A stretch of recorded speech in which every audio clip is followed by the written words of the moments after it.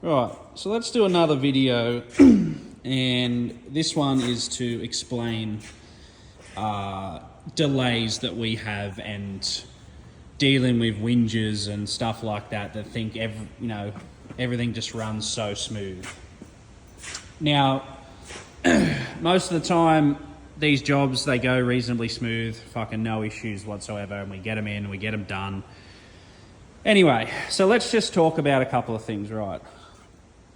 So this hub, this is for this truck, customer supplied, it's a Chev stud pattern, okay?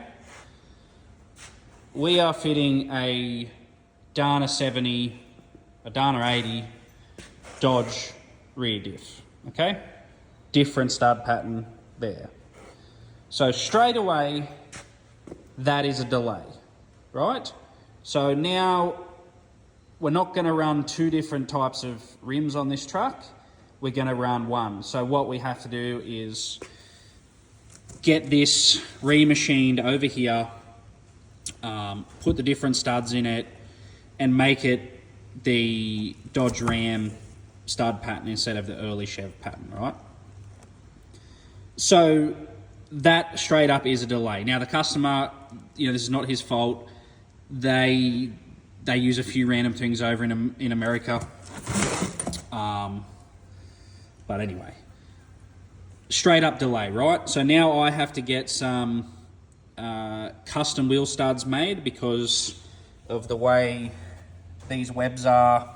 We can't multi-drill this because we will take material out of here and weaken the hub. So, right, delay number one is getting some studs. Now, I had a machine shop lined up to do this. They waited 3 weeks and told me they weren't interested after I give them all the measurements, everything, drawings, the whole lot. That's another delay. So then I have to chase that. So then once I eventually get to that, then I have to send this off to another machine shop, and what they'll do is they'll offset these holes because this is only like 2 mil out or 2.5 mil out. Offset the holes so it changes the PCD. So this could turn into, well, at the moment we're up to like a 6-week delay to finish putting the front end of this back together, right? And that's that's a 6-week delay. So yes, we've moved on to other things and we do whatever, but that's a main delay because we need to get this on its wheels and set ride heights and set steering and set everything else up. So delay straight away. We're waiting on wheels and tyres. That's a fucking delay because they've got to come from the States. Like, delay after delay, right? So that truck there straight away is, 3 or 4 months it'll go straight behind by the time I get this sorted, get the wheels. This car, fully up and running, got the rego on it, went for its first drive, rear diff's fucked.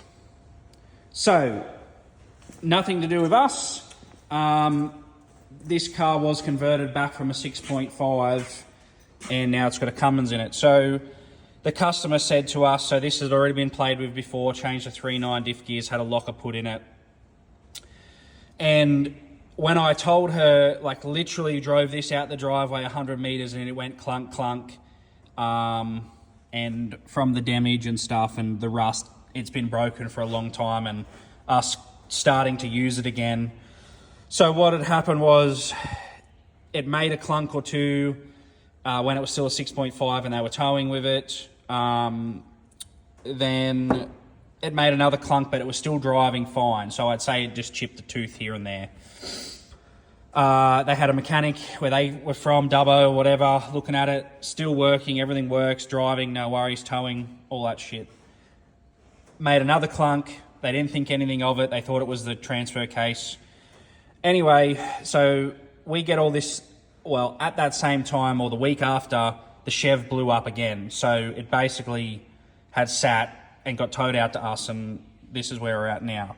So that car was completely finished, and this is another delay because if she had told us there was a problem with the driveline somewhere, the rear diff was clunking, the transfer, the front diff, whatever, we could have had a quick look, it would have cost a couple $100 to have a quick look around. All we had to do with this was literally drain the oil and we would have seen everything.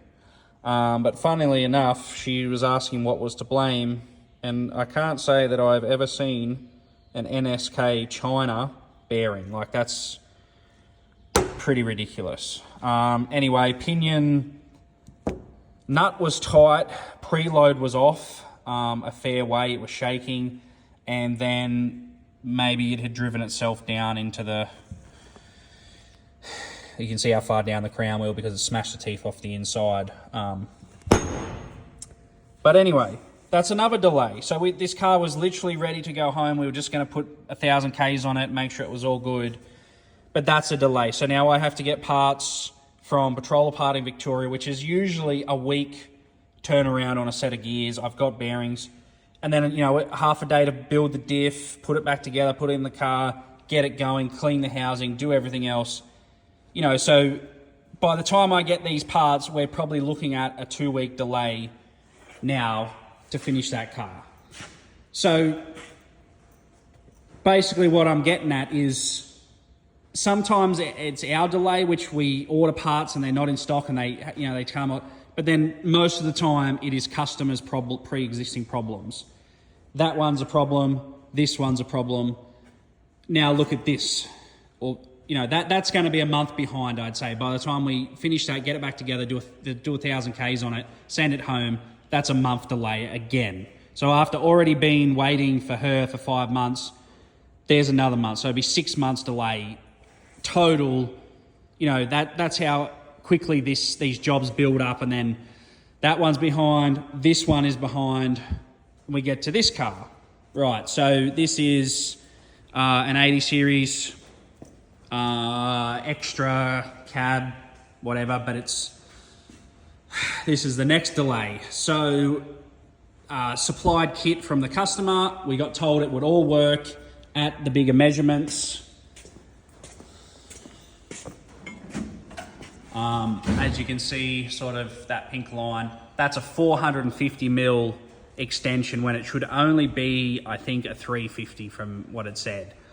Anyway, so now that, you know, he supplied the cam fab kit, that works with a 350 mil extension. So the problem now we're having is the differences in here, in size, and all of that because the cab flares out more. So that's another delay straight away on a build because now we're going to cut the panel here, put the top panel on, and then remake the bottom panel so it all fits in there because of the shape difference. Where if it was, say, here back at the 350 mark, you don't have all this flare out. You can sort of see how much that flares out there. So, yeah, like we put all the rest of this together, and then, you know, there's a day on this side, there's a day on this side. The window panels up there are, you know, 150 mil short or whatever, so then we've got to make a new fucking window panel. And then, like, these brace inserts here, they are short on this side as well. So then we have to make a strip to go down there instead of getting those cut again because that's going to be expensive. But this is what the customer wanted. So then, once again, there's another delay. That, you know, so I'm looking at 3 vehicles with 3 delays straight away. So, you know, when people are always at us like, oh, when is my car, you know, this, that, what, you know, you've booked me in, we're doing this, we're doing that. And I'm like, yes, you're booked in, but then if I get a delay, you know, it spirals out of control very quickly. Yeah, and it's fucking ridiculous. But this is how easy things spiral out of control. This is another prime example. This brand of junk, the snorkel, 5-inch snorkel through the bonnet, that angle there is wrong. So mucking around with this, making it all fit. I had to cut the end off the snorkel. We've had to remake this because this box is not where it fucking should be. So that was all done. That pipe was all done, finished. We had to cut it up and move it. Then this is fucking junk. Simple things like that. I've had to add a 10mm spacer in there just to get that snorkel off the window. So that's another... this should have been a one-day job, fitting this up, making that work, maybe 1.5 with the bonnet. But now I'm going to be at like 3 to 4 days making it work, cutting the snorkel, remaking that pipe, making the ridiculous pipe to go around across the motor, all the mucking around and just making all this stuff work. So, this car should have been tidied up and finished by now, and there's not much to go, but that's just another delay there. That's the problem. So anyway, we'll go and have a look at the next biggest delay. This GQ out here, right? So it come in is a previous customer about 6 years ago, come in for engineering, and it had a rebuilt motor, and they were actually rebuilt twice, and they decked the engine number off it. So that's another problem. So now we have to ring the New South Wales VINs unit, process that with our engineer, and go through all that to get a surrogate engine number for it. So there's another delay. So what should have been a couple of days work of cleanup, brake testing, doing whatever, engineering done, is going to be like a 2-month minimum on that. The other issue was the rear brake slides on the calipers were seized. It had zero braking on the rear. That's another problem. That's another expense too. The rims they're a neg 22, can't have them, need to be neg 13. Measured the lift, it's 135mm over standard. Straight away, can't have that, it's too high. So now I have to source new rims, new springs. We've fixed the brakes, we've fixed the brake pads up, we've bled all new shit through, fluid through it. It brakes now. But like every part of that job is a fucking delay that I have to deal with when I shouldn't have to. Like it was clean, it was coming here for engineering. Like I gave them a heap of rules to follow, we went through. They didn't tell me about those rims. They measured it, and I didn't even compare the measurements, and they were like, oh, it's 4-inch lift, whatever. If it was 4-inch, we could probably get away with, just rip the tyres off and go from there and just engineer it on 31s. But it's above that anyway. So, yeah, it's 5.3 inches over standard height. So that's got to come down straight away. But, the VINs unit stuff, that's 2 to 3 weeks delay. Engineer went on holidays for 2 weeks, so there's another delay in processing that, fixing that, ordering parts, ordering brake pads, ordering everything else that I shouldn't have to do. So this is how quickly, a couple of week job turns into fucking 3 months that people don't understand. The customers are not mechanics. They're driving it, thinking it was fine. It's gradually gotten worse over the years, so people don't notice it. As soon as it turns up here, put on the Playtronic, 0% rear brakes, 100% front, and you're like, they're fucking seized up. The rear brake pads were cracked as well. They were just full of rust. Anyway, that's another problem. So this is just a video to go through the delays and things that we have to deal with. Tafu's car, that's been done for months, but he's literally been waiting for him to get paid to pay us, then he can come and pick it up. But like, that's a car, we had delays with parts on that too. PSR sent some out, didn't send others, didn't send this, didn't send that, put the motor and box in, made it all work, got it done, and then he was needing to get paid to pay us, which is fine, but like, I'm storing this car for him, and it's been done for I think 2 months now. So yeah,